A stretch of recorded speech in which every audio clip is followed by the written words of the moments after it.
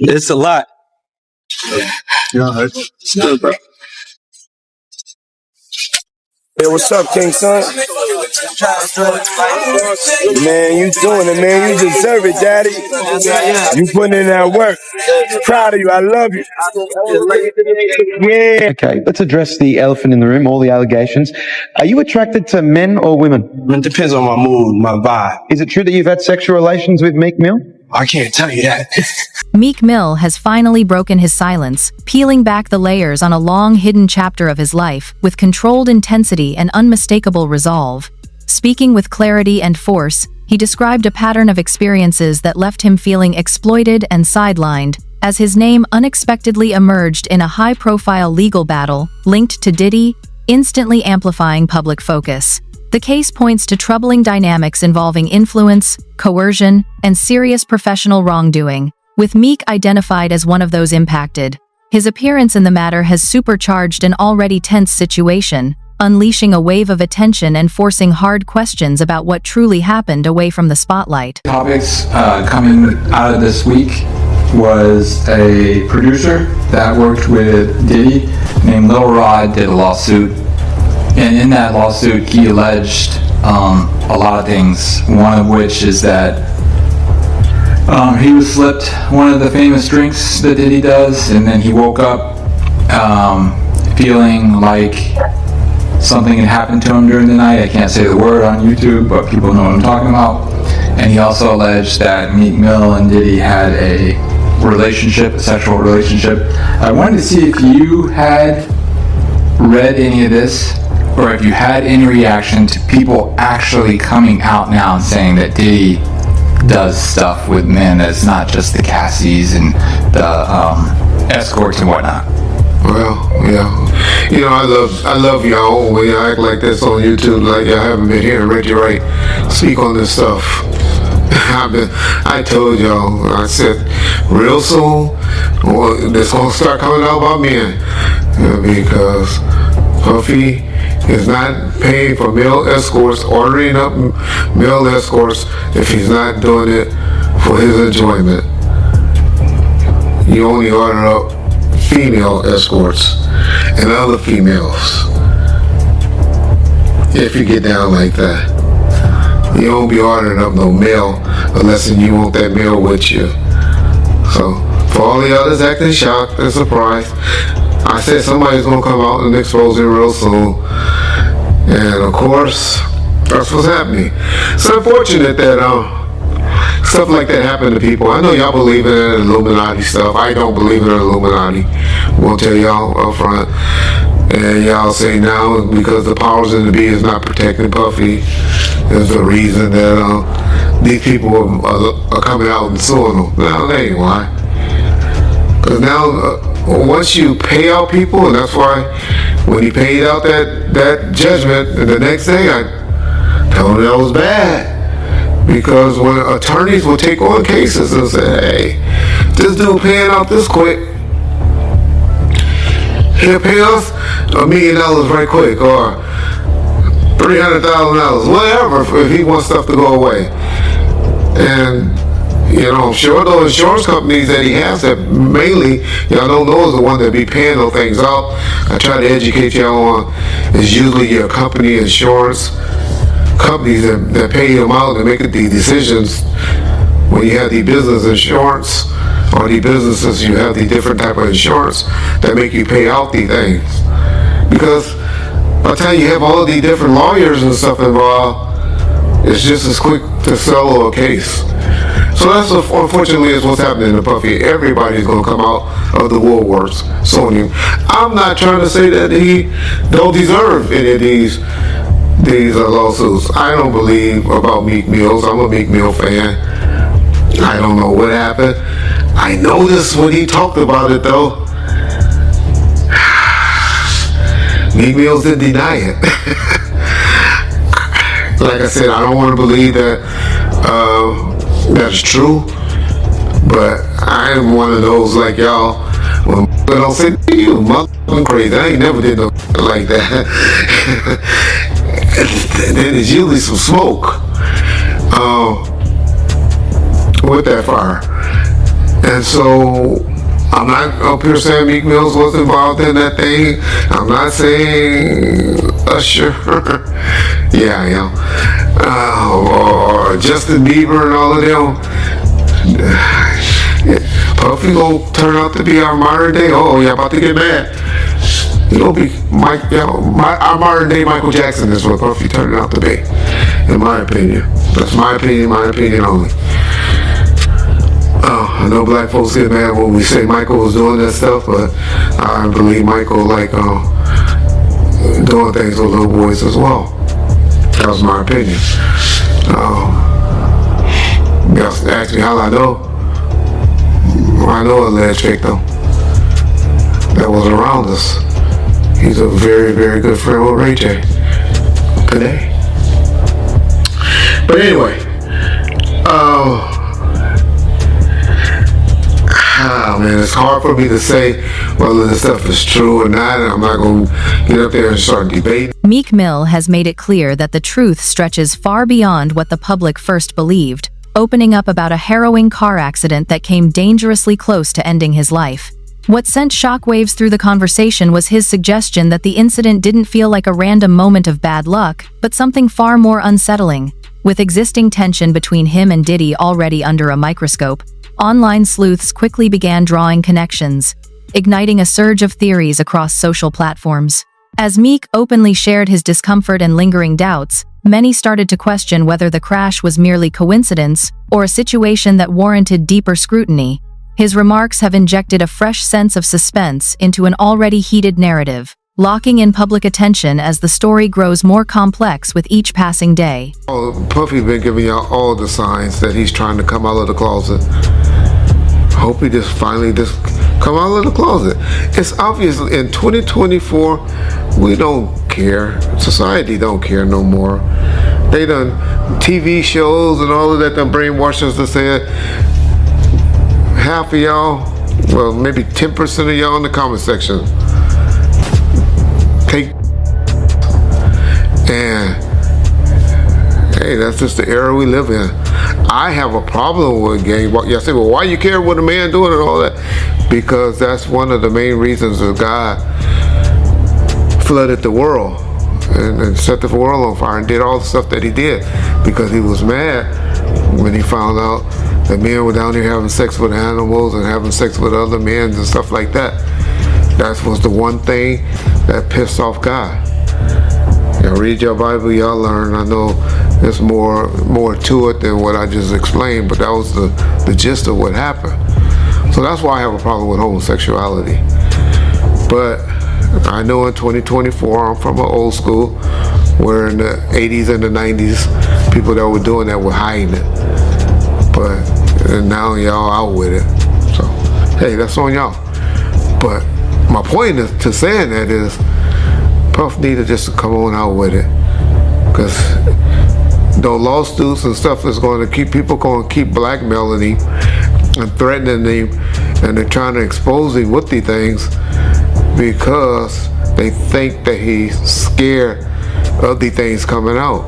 And once you don't give a fuck and tell them, I don't care. Do what y'all gotta do. These were adults, these weren't kids. Everybody that did something like that wanted it. It ain't too much that's going to be happening. The next thing that's going to be happening, and after this, is now you're going to start seeing some criminal investigations getting opened. And because when you get too much of this smoke, law enforcement generally gets involved. So that'd be the next thing that will be happening to Puffy, unfortunately, for his sake. Y'all know I'm one that believes if you ain't getting psychological help, getting some type of help, and you're a victim, you got to come right away with me and tell it. Then you're a victim to me. But when you're talking about it and you haven't been getting some type of psychological help, then you 10, 15 years later want to come talk about it, y'all better not ever have me on no jury for no like that. Because I'm going to be like, get the f*** out of here. Why didn't you bring it up when you happened? That's what's supposed to happen to victims and victims to me. Does the stuff come out immediately? not years later, not when you finally find an attorney to take the case, because they find this open season and they seeing that you opening up the checkbook and stuff like that. And so that's what's happening to your boy Puff, P. Diddy, Brother Love, and all of that. But don't act like y'all just starting to hear it, because I've been telling y'all the brother is a homosexual and he's fighting it, trying to hide it, and he needs to just come clean. Yeah, he'll be good. Y'all remember when I told y'all that deal, when that last video? All of y'all need to apologize in the comment section too. When I told y'all that his deal wasn't, he still had that deal with Ciroc. And when I talked about it, everybody was like, oh, they already did away with him. And I told y'all, it ain't true. You can't just take stuff from. Well, then y'all just see the article a couple of months later where they settled with him and they made a deal with him. I'll be trying to tell y'all stuff, but I love how y'all go listen to other motherfuckers on YouTube and all you YouTube attorneys. But when y'all want to hear stuff, know stuff, get it right, y'all know what to call. Ball first. You get it first. Meek Mill is standing his ground with unshakable confidence, making it clear he won't let anyone rewrite his story or drag his name through uncertainty. Stepping forward with intensity and purpose, he's rejecting vague narratives and behind-the-scenes maneuvers, openly challenging powerful forces he believes are working to damage his reputation. To him, this isn't coincidence, it's a deliberate attempt to question his integrity, and instead of backing away, he's meeting it head-on with relentless resolve. Fueled by conviction and focus, Meek is drawing a firm line, signaling that he's ready to protect his truth, apply pressure where needed, and remain unmovable no matter who stands on the other side. So a lot of his people that know him, a lot of the people that been in those parties and seen probably some unscrupulous that went down and was like, ooh, I was there. I hope they don't got me on tape. They feeling a certain way, so they're not gonna speak on nothing until they've been approached with something. You gotta realize, when Homeland Security get their evidence together, they're gonna send agents out. You understand? They might send an agent out to me. Yo, what do you know? What have you heard? What have you seen? What's been going on? You know what I'm saying? You know, did this happen when you was around him? Did this happen back in the day? That's what they're gonna wanna know. You know what I'm saying? So they're gonna send investigators out. They're gonna send people out for anybody that they can get some information from to help their case. So those celebrities ain't gonna say nothing. You know, you got your man Stevie J speaking on it right now. He'll be one of the first dudes that they'll probably pull to the side and say, yo, well, you say that your man, I heard you on TMZ say that he never did this and he never did that, but ain't this you? If those pictures or those films or anything like that exists. You know what I'm saying? That's what they pay those agents to do. So, of course, I don't believe that none of the people who are his celebrity friends is going to speak or say nothing until they're either contacted or they know what they really got. So you feel like they might be worried that they might be on tape at one of Diddy parties doing something they wasn't supposed to be doing? I think that the celebrities that may be worried is because what Lil Rob said. Lil Rob said in his affidavit that Diddy had every room taped and bugged. Diddy had, yo, bruh, can you imagine he had every room taped and bugged, and they found little bugs and little tape recorders, little those micro projectors or whatever like that, or video cameras. They found them in the house, bro. So by them having those things in the house, and people know there's drugs, there's alcohol, there's loose women, there's loose men, woman on woman, man on man, all kind of crazy shit. Bruh, they just wondering who or when they're gonna let this stuff be known. If it's on videotape. Yeah, man, I know they gotta be shook, man, after finding out he was recording everything. But not only celebrities, I don't think it's only celebrities gonna be shook. He had politicians in there. He had princes in there. He also had a couple of preachers in there.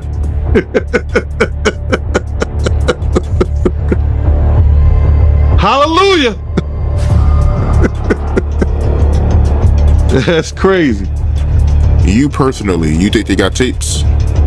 Well, my personal opinion that if Lil Rob could be trusted and his statement are true, they got him.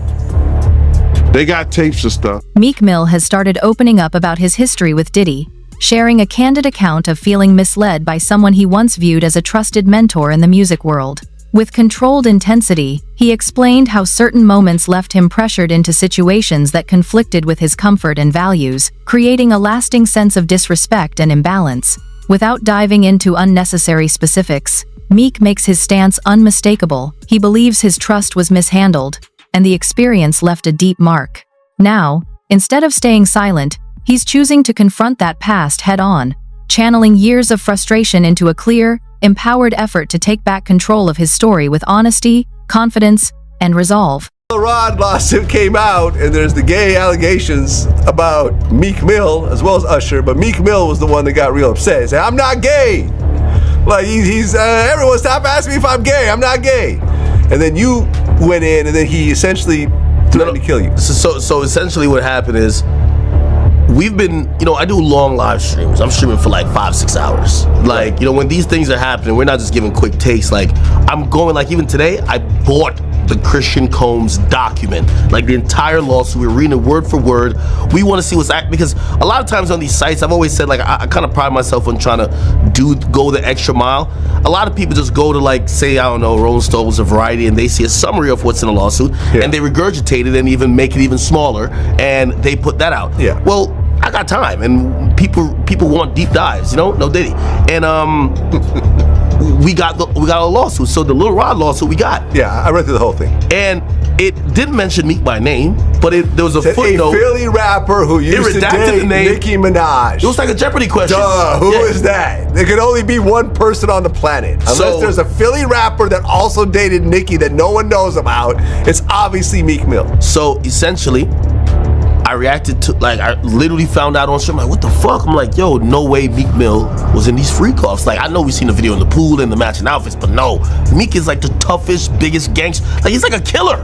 Like, no way he's like getting, bent over by Diddy, the diddler. So I reacted like, I'm not even believing it. That reaction went viral.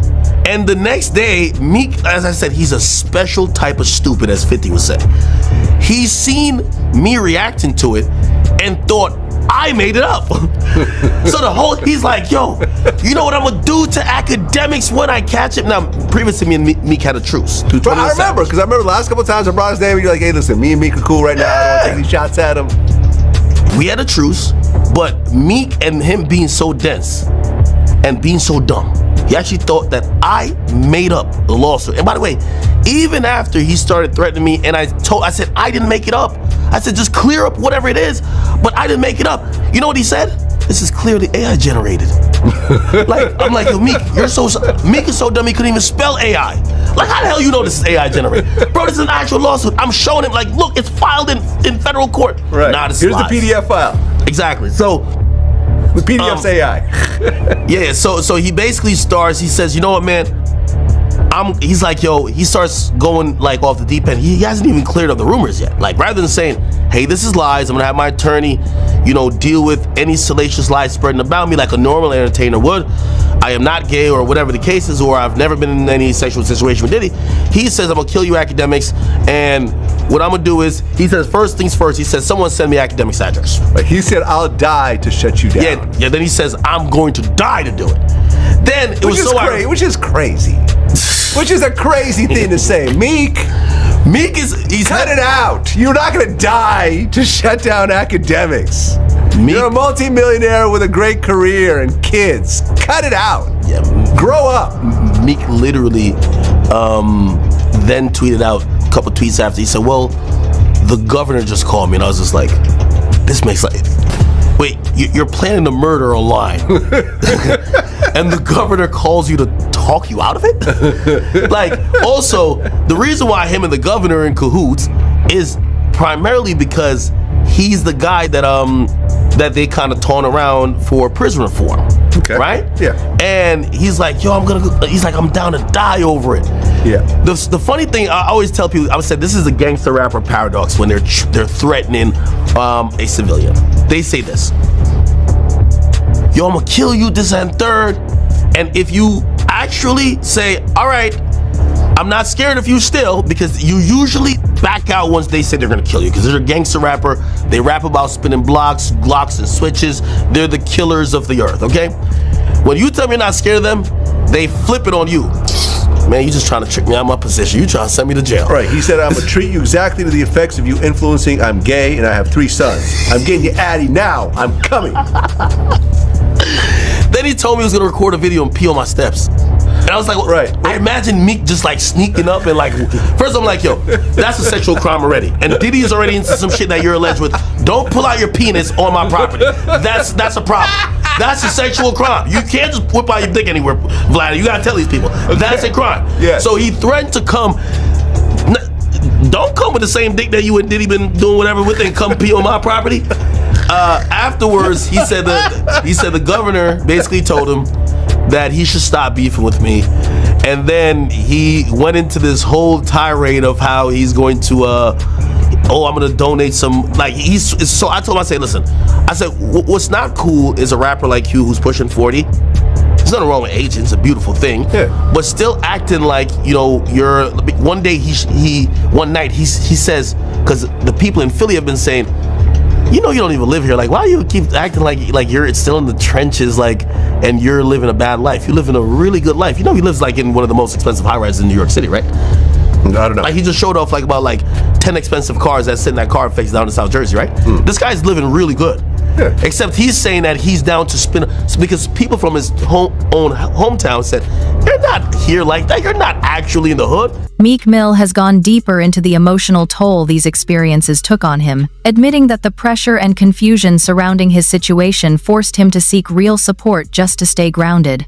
With firm clarity, he described feeling isolated, singled out, and left to navigate the ruthless pace of the music industry without protection, all while dealing with what he saw as unstable and overwhelming circumstances connected to Diddy. For Meek, this isn't about headlines or industry politics. It's about the unseen weight he carried, the mental strain he battled in silence, and the resilience it took to endure it all. Now, he's choosing transparency over suppression, speaking with strength about how those moments impacted his peace, focus, and sense of control, and making it clear that protecting his well-being is no longer negotiable. Quick, man, before we really even get started into this, and it's because something I seen today.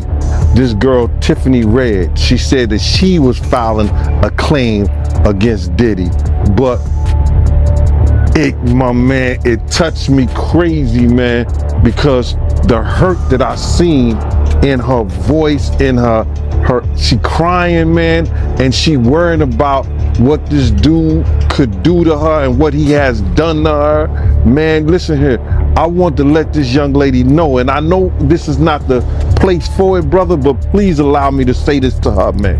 You know what I'm saying? I started this battle long time ago, and the situation is that, bruh, we already won. This was some spiritual that Pop, the spirit of Pop, the spirit of Big, the spirit of Miss Jones, the spirit of Wolf, all the people that he has done wrong, so Black, All the people that he has done wrong, bruh, is coming to light. We already won this spiritual. What we going through right now with these trials and everybody, you know, with this financial situation and everything like that, all that is superficial. That's the physical part of it. The spiritual part of it was won because Big, Pac, Wolf Mother, all the people that he did wrong, bruh, you understand? They already won the battle where we were supposed to win it at. So now we just going through the physical part of it, man. And I want that girl to know, man, that she ain't gotta fear no man. She ain't gotta fear him, nobody else, man. Whenever she needs, you understand? Whenever she needs somebody to travel, to go with her, to make sure she all right, you know, I'm a phone call away, man. I'm a phone call away. And you know, go ahead with your questioning, man. I just had to get that out, man, because that girl touched a lot of people, man, because all she wanted to do was write music, make music, and show her talent and her love to the people, man. And then she got to feel this way, be fearful and scared of her life and stuff like that. Mom, I ain't scared of no man. You understand? I ain't scared of no man. Nobody that got to put their pants on the same way I do. Not at all. And for the people that don't know who Tiffany Red is, that's Cassie's best friend. That's one of Cassie's friends. She was writing a lot of music, and she said that she was writing music for her friends to get raped too. Oh my God, man, come on, man. Start with your interview. I'm sorry about that, brother, man. That's just, it's crazy to me, man.